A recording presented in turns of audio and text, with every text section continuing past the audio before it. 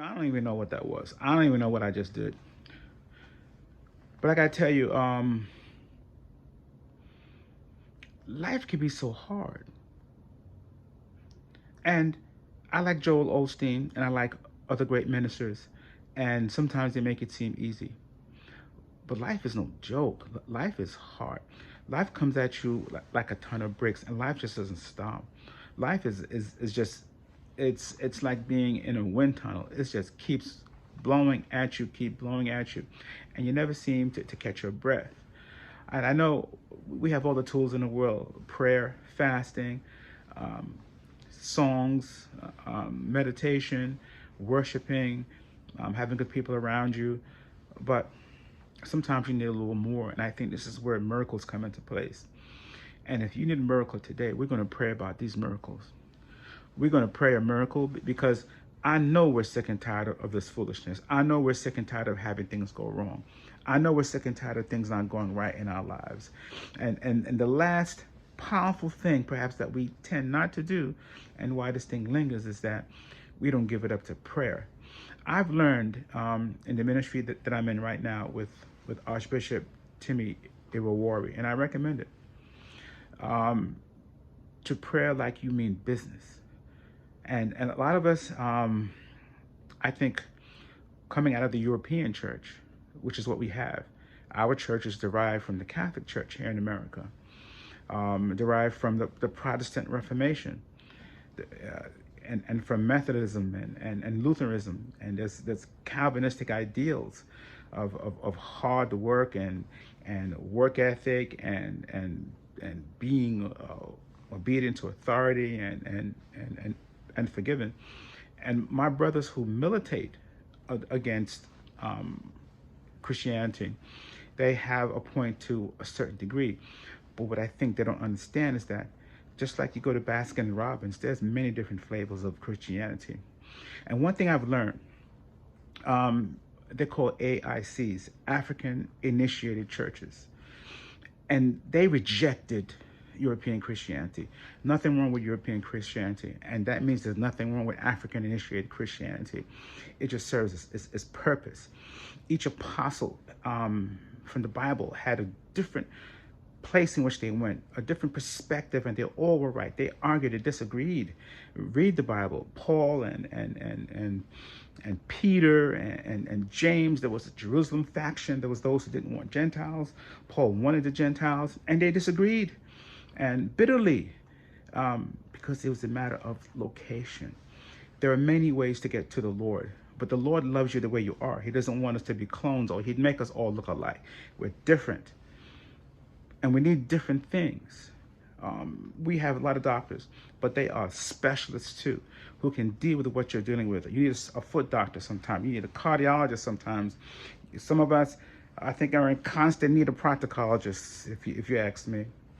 So the African church has really blessed me, and I recommend it. I recommend it to members of the diaspora, because it speaks to who we are, the rhythm, the challenges. And our African brothers have a big advantage. We may think that we're in America and we have it all, but just be careful, because we're in the land of plenty. We don't have much to really truly worry about in terms of sustaining ourselves.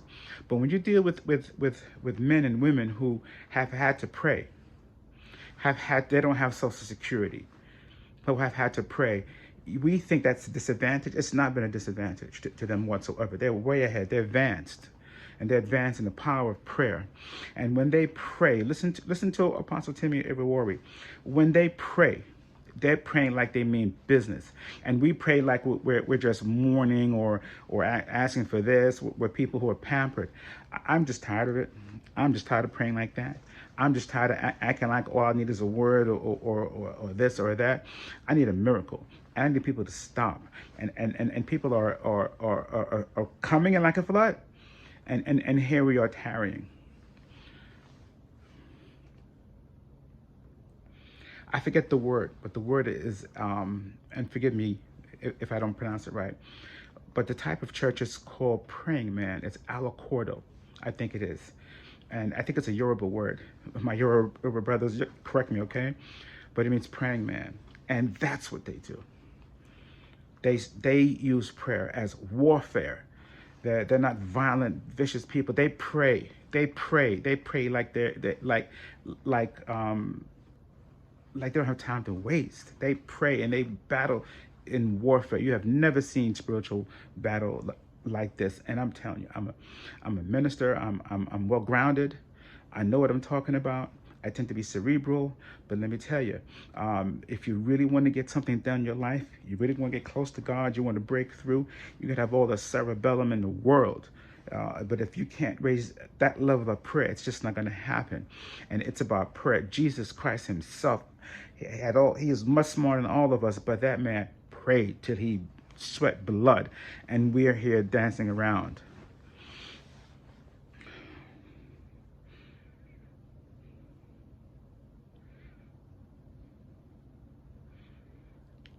The, if not the, at least one of the largest churches in Christianity is out of Africa.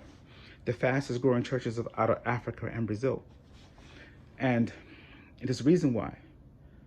God knows exactly what he's doing. And he is rejecting this money-based move to a prayer-based move. And I pray with everything I got in me that we catch it. I remember when we caught the word of faith and claim it foolishness. But what about catching the word of prayer, the way it's supposed to be done? So I recommend it highly. If you want a miracle, you get yourself in a strong-based praying church. And I recommend any African-initiated church that believes in this type of prayer. There's a white brother, and he uses the slogan, pray like an African, and his church is on fire because that's what they do. They've adopted that praying paradigm, and you have to adopt that praying paradigm. We have a world that's changing, and it's not changing in our favor either. We got so comfortable after civil rights, and we got so comfortable with the little privileges that they gave us, which are truly crumbs. But we need something more muscular to get the job done, and we need something that's going to give us the drive and the initiative and the undergirding to win this race, and it's prayer. I don't care if you know the Greek and the Hebrew and all the punctuation and turns of phrase. If you can't raise a prayer like that, you're going to lose, because you're going to keep praying the same prayer. If you, no disrespect to anyone, but we may be too pampered. And when you look at brothers and sisters who have much less than we have, but they are more advanced in faith and prayer, it's a message from God. Catch this message. Catch this. This just might save your life. This just might save your children. This just might save your finances. And even if it doesn't, you go down fighting the good fight. I urge you to follow. I urge you to, you're welcome to my church. Breakthrough House International, 201 Whitaker Street, Delran, New Jersey, Edgewater Park, New Jersey. And just come, or any church like that. Get you in a good African praying church. And I'm from the Caribbean. I grew up in the United States. I have a sense of all three different worlds, and I'm telling you, this is it. So do it. And get yourself prayed up, because it's about to get real, and we're going to need the power that our brothers have, and that's why they're here.